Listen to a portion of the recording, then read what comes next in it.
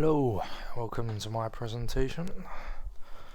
Alright, this is on the adaptation of The Girl on the Train from a book to the big screen. I'm going to be going over multiple different evaluations and analyses related to the differences between the two versions. There's going to be citations and a references list at the end with an appendices. Let's get into it.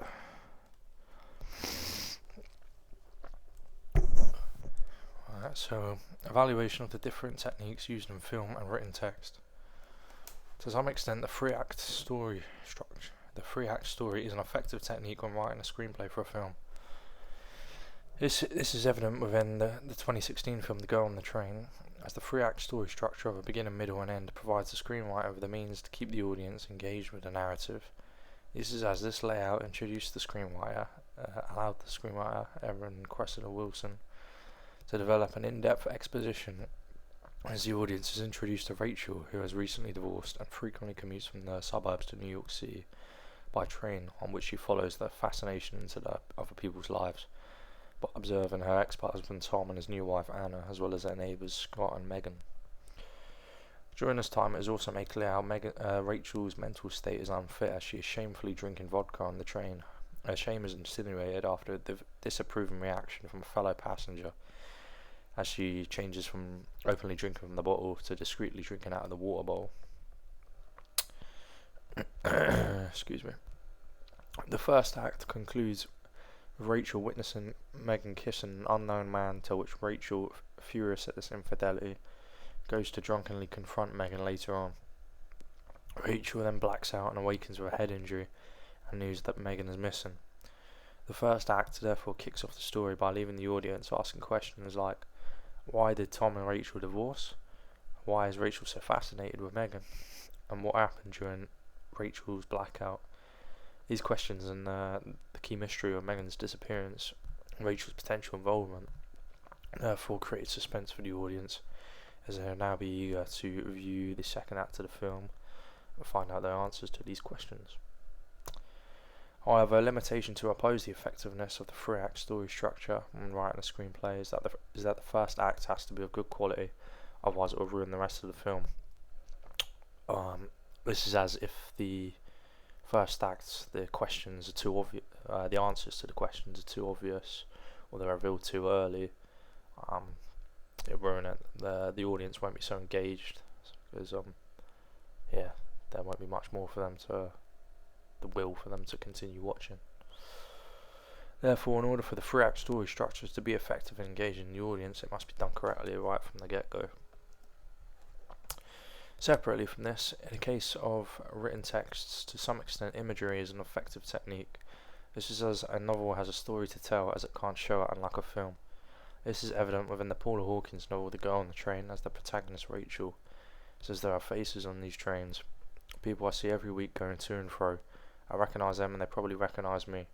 I don't know whether they see me though for what I really am. This use of imagery reflects Rachel's depressing mental state, as words such as probably and I don't know make it clear to the reader that she is very anxious and self-conscious. Furthermore, she talks about these people and questions whether or not they perceive her as she truly is. This connotes that Rachel has a negative self-image, is often worrying about what others think of her. Therefore, imagery may be an effective technique to use when writing a book, as in this case it's made clear how it is possible to use it to reflect certain connotations that help the reader to gain an understanding of the internal thoughts of the characters.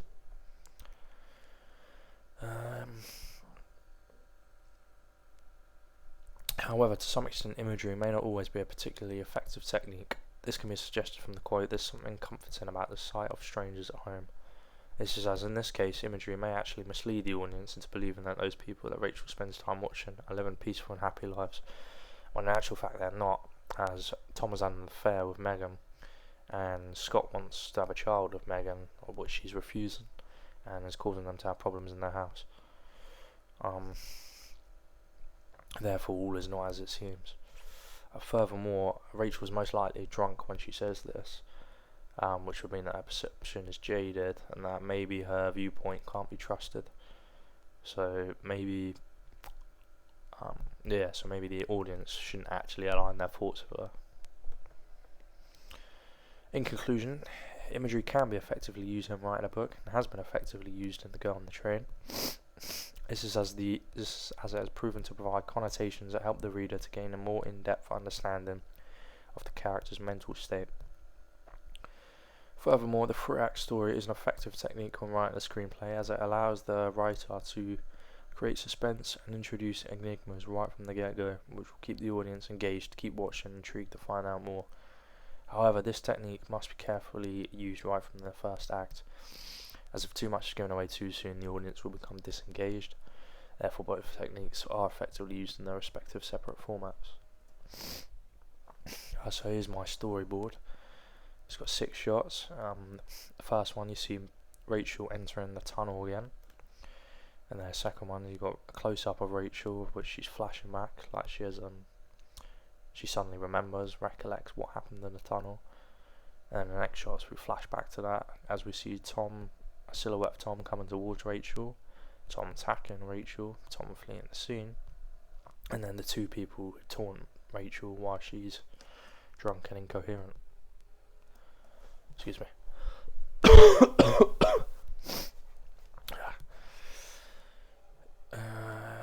So the storyboard shows the scene in which Rachel goes back to the tunnel and has a flashback, which she reveals actually happens and blacks out in the tunnel.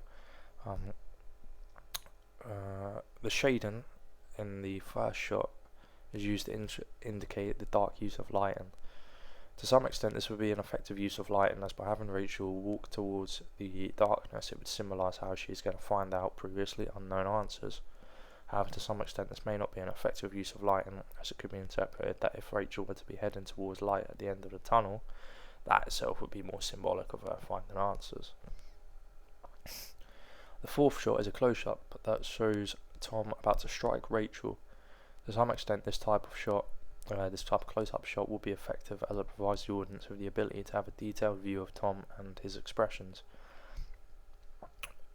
This is particularly crucial at this point, as Tom was previously presented as a calm and respectable individual, and at this point it is revealed that he's the opposite. As he's about to attack Rachel, he's an evil person. And yeah, so this type of shot will give the audience a chance to have a close-up sort of realization of Tom's facial expressions that they can interpret. However, to some extent, this it is not just the close-up shot that may be effective in revealing Tom's true evil self here, but also the low angle of which the audience can see Tom from.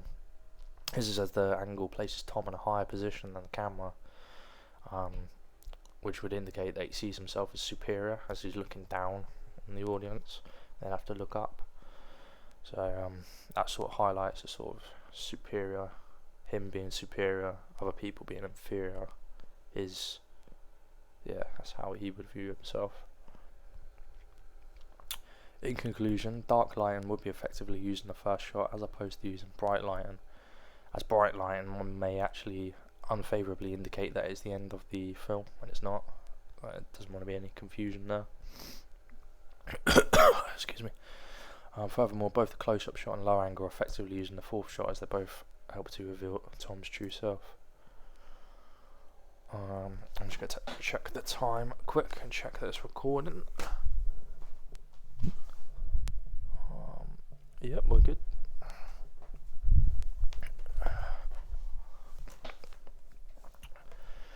Yeah, so analysis and evaluation of the translation between the beginning of the book and film versions of The Girl on the Train. So, from looking at the beginning of the book and the beginning of the film version, it is clear how some things have translated the same. To some extent, this is true, as in both versions, Rachel is preoccupied with other people and their perceptions of her. This is evident in both versions, as Rachel refers to her ex-husband Tom and how he used to say that she had an overactive imagination. The author Paula Hawkins will have Rachel mention this early on in order to establish how Rachel lacks self-esteem, as the fact that she is thinking of how someone thought of her in the past shows how deeply rooted and impactful others' opinions of her are. However, the screenwriter Erin Cressida Wilson may have chosen to keep this segment as it contributes to in regards as to how the plot develops, that being Rachel's low self-esteem being a key factor in her drunken outbursts and spiraling behaviour. Therefore, the screenwriter will have chosen to replicate the book in having Rachel be clearly self-conscious and low in self-esteem, as in the book it was an effective basis to stem her future actions and the narrative itself from. However, to some extent, not all things translated the same. This is as Megan and Scott are introduced at the beginning of the film, when in the book they are introduced much later on. This is due to the film having a condensed length compared to the book, as the film is 112 minutes long, and the book can be read in 10 hours, roughly 10 hours total. Obviously, because books and films are different formats, a book is meant to be read over a long period of time, multiple sittings, and the film is going to be watched in one sitting. So that's why films are condensed. So obviously the screenwriter will be challenged to fit all of the most crucial aspects into the book, into the film then. So by introducing the characters as key characters as soon as possible, the screenwriter will have effectively been able to get the narrative moving, when in comparison to the book, the author had much more time to add depth in different areas. Furthermore, the screenwriter will have wanted to keep the audience engaged by getting them intrigued right off the bat, introducing Megan and Scott early on. She effectively achieved this, as the audience will have been left wondering why Rachel had been so fascinated with them and why Megan was so important to her. Therefore, to some extent, it is true that not everything translated the same from the book to the film adaptation of The Girl on the Train. This is due to the smaller time frame filmmakers have to work with. This need to then condense the story. It led the screenwriter Erin Cressida Wilson to introduce key characters early on to keep the viewer engaged, keep the narrative moving by leaving the audience questions related to the narrative that would obviously make them want to continue watching. So in conclusion, in the adaptation of the book into a film, it is clear that some things changed while some things stayed the same. This is as some of Rachel's monologue was kept the same, as it performed its functions effectively in the book and was easily transferable for the screenwriter to use again in the film. Therefore, the screenwriter did so and managed to establish Rachel's poor self-esteem.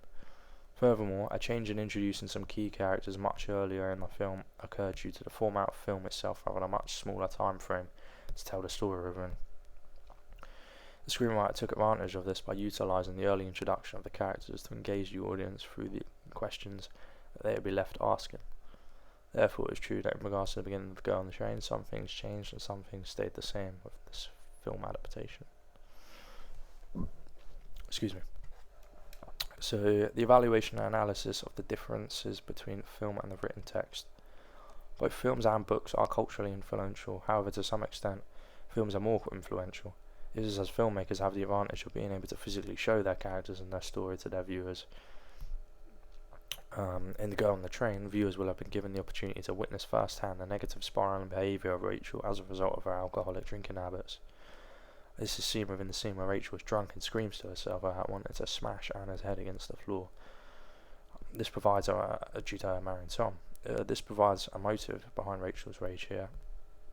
Also, due to Rachel drinking heavily as well, it's clear how alcohol played a role in Rachel's loss of control. Furthermore, unlike in written text, the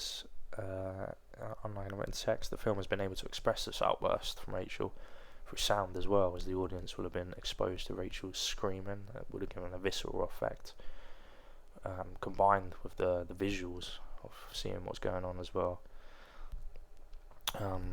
It will be quite visceral for the audience for them to consume. So it's possible that they would be then culturally influenced to reflect on their own drinking habits due to what they've seen and heard. On the other hand, although books cannot visually show their reader what is going on or use sound, they too can be culturally influential. This is as authors have the unique ability to be able to write from the first person of each character. This is unique to only written texts, as authors still have to convey the story, but with their only tool being that of words. Furthermore, had a screenwriter chosen to tell much of the story mainly from the thoughts of the characters, this may fail to keep the audience engaged, as more thought and action will be taking place. However, in the case of writing a book, the author can utilise this to keep the story moving whilst adding more depth to the characters in order for the audience to relate to them.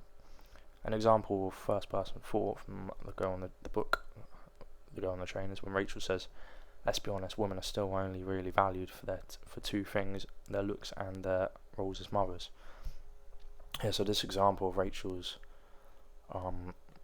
thought, which is exclusive to how the author is writing, would perhaps culturally influence women to think about their own roles as women and mothers within society. And yeah, so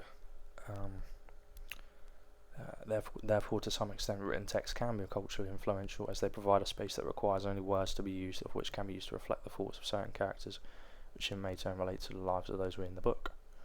However, a limitation to oppose this perspective is that films too have the ability to reflect the thought of their characters. It's just that filmmakers limit the amount of time they spend doing this. I'm just going to check that time again real quick. Okay, we're good. Yeah, it's taken me a few attempts. Don't want to go over time. So in conclusion, it is clear how, with The Girl on the Train, the film version is able to keep the viewer engaged and also influence them to reflect on their own life, as it has the ability to visually and audibly convey the story whilst giving the audience a visceral representation of the relevant character's lifestyle. Whereas on the other hand, when it comes to the book versions, visuals and sound are not possible to utilise. Therefore, the method of written text provides the audience with the opportunity to write from the first person perspective of the characters more often than what would be acceptable in film. This in turn makes it possible to influence the reader on a personal cultural level by having the thoughts of the characters relate to the reader.